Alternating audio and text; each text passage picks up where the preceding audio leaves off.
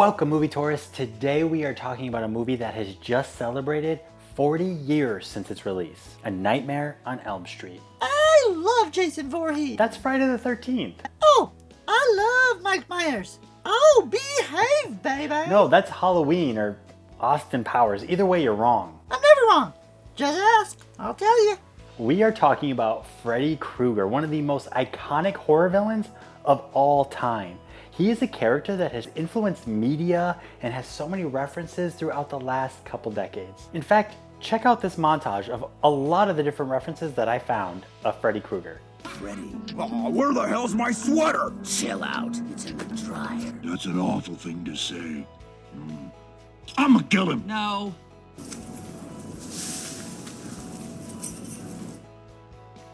I made this for you, Uncle Robbie. Oh, thanks, Freddy Krueger. 3. Ask Mr. Firth about a summer internship. 4. Get the stick out of your butt! There's a real hoot for you, Woodsy! I mean, you know how Freddy always smiles before... You pasted my head on Freddy Krueger's body? Looks like some sort of legally safe knockoff of an 80s horror character with miniature swords for fingers instead of knives. I'm Scary Terry! Oh, the fender knife guys. Whenever I see that guy, I get terrified and hungry all at the same time. Yeah, and the reason that you might get hungry might have to do with the design of his face and the origin. One of the producers was trying to figure out an iconic look for the character, and he literally designed his face out of the pizza that he was eating at the time. It's not delivery. It's terrifying. Right? But why exactly does he scare me? Well, I mean, he does kill teenagers. Well, teenagers scare the living hell out of me. But that's not it.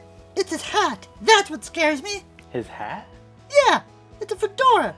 Looks like a hipster who's about to tell me why his poetry is the best thing since sliced bread. That's freaking terrifying. And you're wearing a fedora right now. Yeah, but I'm sexy, not terrifying. You wouldn't understand. So let's talk about where it all began. A Nightmare on Elm Street, 1984, from the incredible mind of Wes Craven.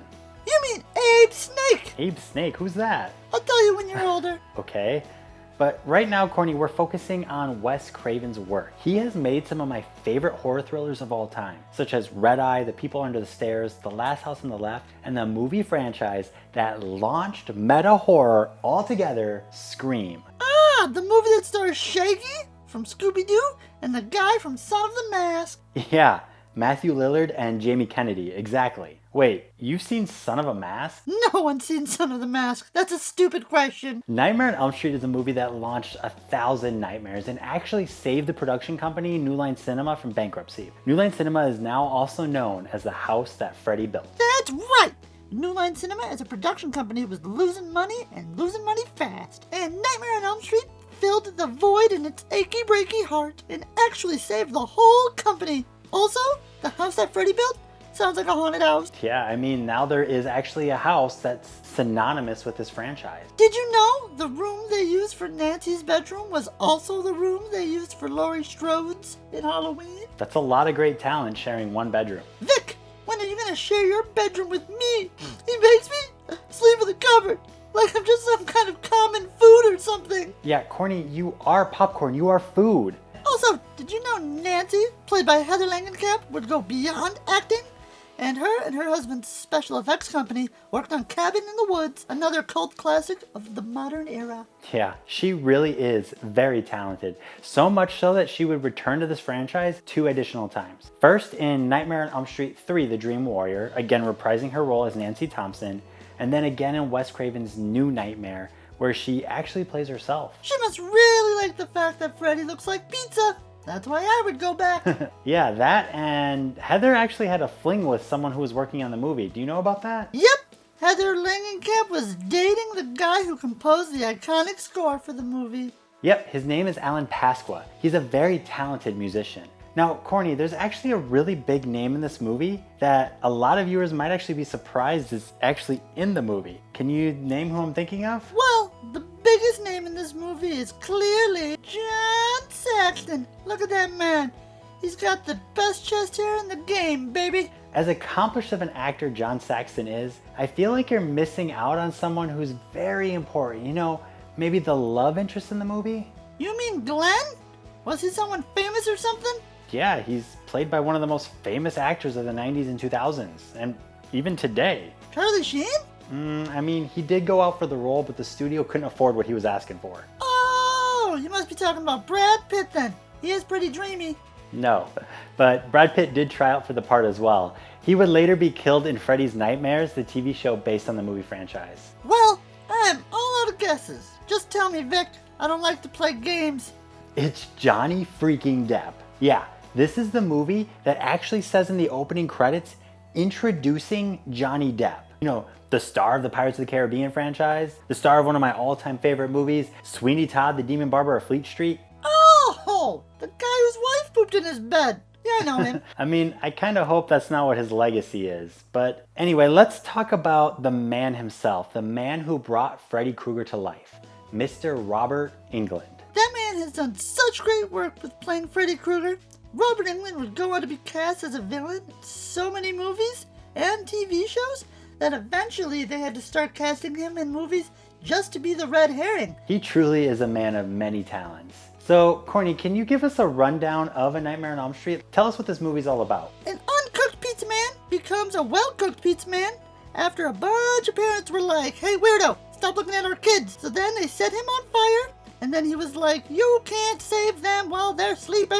So I'm gonna kill him there. Yeah, that's one way to look at it, but let me tell you what I got out of the movie. The movie is really a tale about protecting your children, because even when the parents believed they got rid of the danger, they shouldn't have let their guard down, not even for a nap. Nightmare on Elm Street demonstrates the realities of the dangers of the world that we all live in and some worlds that we don't live in, the dream world.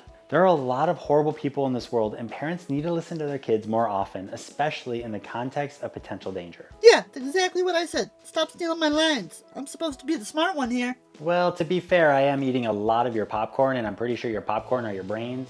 So you about to be real dim real soon. What's your favorite scene in the movie, Corny? My favorite scene in the movie is when Glenn and Nancy leave Springwood, Illinois to travel all the way to California to the Venice Boardwalk Bridge just to have a snack. I too travel for snacks and light reading.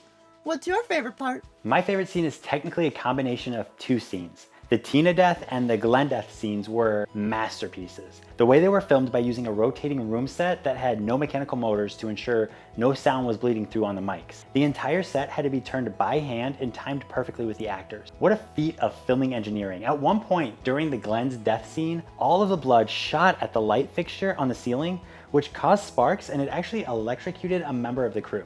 He was fine though. That was shocking. What was your least favorite scene? When they pull the blow-up doll into the hole at the end of the movie? Usually, you go into the hole of the doll, not the other way around. What was your least favorite scene, Vic? For me, it would have to be when Nancy is running up the stairs and then her feet sink into this marshmallow texture. To me, it felt so out of place, like it was only in the film because Bob Shaye, the producer, really wanted it, and Wes Craven actually hated the idea. But he eventually gave in because he realized that Shaye basically put his entire life savings into the movie. But just because you're the money doesn't mean that you should have creative influences. I feel like we should just leave all that to the director. As a producer for your channel, Vic, I am on Bob Shaye's side. Corny, you have never put any money into this channel. I've given my blood, sweat, and kernels to this. Bob wanted to be more than just a wallet.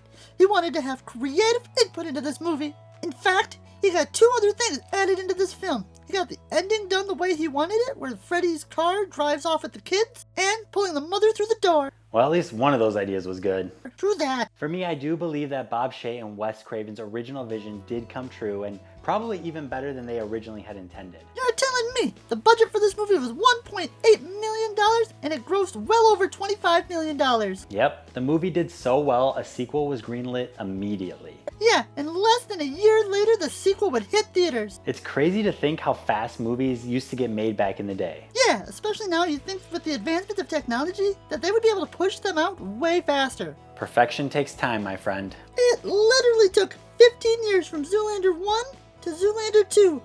No one with a functioning kernel of popcorn would think that Zoolander 2 is a perfect movie. What is this? A movie for ants? It needed to be at least 10 times longer. So, Corny, what do you rate A Nightmare on Elm Street? I am so glad you asked. Let's go to the Pop-O-Matic 5000.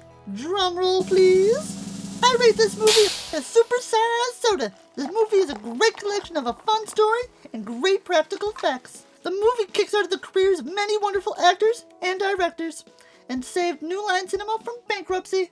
This is definitely not a perfect movie, but it did set the foundation for what would be the greatest horror franchise in history. This movie had me gripping the edge of my seat, but it might have been a bit over the top, like a supersized soda. It's bold and memorable, but some might find it a little bit too much to swallow. Robert Englund's performance is unmatched. Sorry, Jackie Hurley. The set design is creepy and wonderful, and above all else, the movie kept me up at night, not because it was scary, but because I couldn't stop thinking about the rotating room kills. Glenn and Tina's deaths, even to this day, are unmatched to any other horror movie kills I have ever seen. Very impressive. Rest in peace, Wes Craven. You were truly a genius. There you have it. Corny loved A Nightmare on Elm Street. Let us know what you thought of the movie in the comments below. And join us next week when we review a movie that's having an identity crisis, The Jungle Book. Why does it call itself a book? It's a movie, and I'm sorry if that's how it identifies and I'm being culturally insensitive or whatever. I saw it in a theater. I didn't have a kindergarten teacher read it to me. We are not reviewing that movie or book or pamphlet or flyer or whatever it is. We're not reviewing that. But if you guys enjoyed this movie review, check out this video where Corny reviews K-pop Demon Hunters. We'll see you guys next time. Keep